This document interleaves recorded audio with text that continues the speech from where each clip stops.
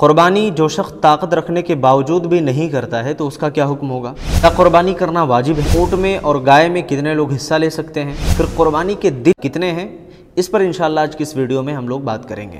پہلی چیز یہ جان لیں کہ قربانی کرنا ہر صاحب استطاعت پر واجب ہے۔ اللہ کے نبی صلی اللہ علیہ وسلم کا حکم ہے، قرآن مجید میں اللہ تعالیٰ نے فرمایا فَصَلِّ لِرَبِّكَ وَانْحَرْ۔ تو یہاں ونحر سے مراد امام ابن کثیر رحمۃ اللہ علیہ نے کہا ہے کہ قربانی کرنا مراد ہے، ٹھیک ہے؟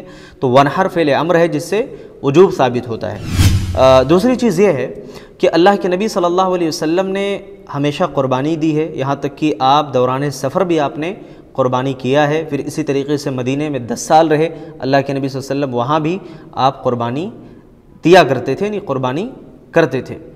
اسی طریقے سے جو شخص طاقت رکھنے کے باوجود قربانی نہیں کرتا ہے اس کا کیا حکم ہے؟ اللہ کے نبی صلی اللہ علیہ وسلم نے ایسے شخص کے بارے میں سخت تاکید فرمائی ہے کہ من وجد ساعۃ ولم یضحی فلا یقربن مصلانا، کہ جو شخص طاقت رکھنے کے باوجود قربانی نہیں کرتا ہے تو ہمارے مصلی کے قریب نہ آئے۔ یہ بڑی سخت تاکید ہے۔ اس سے یہ پتہ چلتا ہے کہ دیکھیے استطاعت اگر اللہ نے ہمیں دے رکھی ہے تو ہمیں قربانی کرنا چاہیے، اور قربانی یاد رکھیے کہ قربانی کرنا واجب ہے۔ بہت سارے لوگ قربانی کے وجوب کو یعنی کہ استحباب پر محمول کرتے ہوئے یہ کہتے ہیں کہ دیکھیے اللہ تعالیٰ نے ارادہ کا لفظ استعمال فرمایا کہ من اراد ان یضحی، جو شخص قربانی کرنے کا ارادہ کرے، ہے نا، تو لہٰذا اس سے یہ پتہ چلتا ہے کہ سنت ہے۔ نہیں میرے بھائی، یہ واجب ہے، کیونکہ اللہ کے نبی صلی اللہ علیہ وسلم سے، صحابہ کے عمل سے یہ بات واضح ہوتی ہے کہ قربانی کرنا ضروری ہے، کیونکہ یہ وعید اللہ کے نبی صلی اللہ علیہ وسلم نے سنائی ہے۔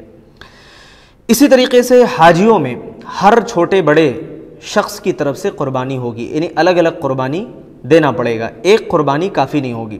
جبکہ غیر حاجیوں میں ایک جانور تمام گھر والوں کی طرف سے کافی ہوتا ہے، چاہے اس گھر میں 10 افراد ہوں، چاہے 15 افراد ہوں، چاہے 50 افراد، ٹھیک ہے؟ پھر ایک چیز یہ ہے کہ گائے میں یا اونٹ میں کتنے لوگ حصہ لے سکتے ہیں؟ تو حج کے موقع پر گائے اور اونٹ میں صرف 7 حاجی ہی شریک ہو سکتے ہیں، ٹھیک ہے؟ جبکہ غیر حج میں یعنی کہ غیر حاجی جو ہیں وہ اونٹ میں 10 افراد اور گائے میں 7 گھر والے، یعنی کہ اونٹ میں 10 گھر والے اور گائے میں 7 گھر والے شریک ہو سکتے ہیں۔ اب قربانی کے کتنے دن ہیں؟ اس سلسلے میں یاد رکھیں کہ بہت سارے لوگ یہ سمجھتے ہیں کہ قربانی کے صرف 3 ہی دن ہیں، جبکہ قربانی کے 4 ایام ہیں۔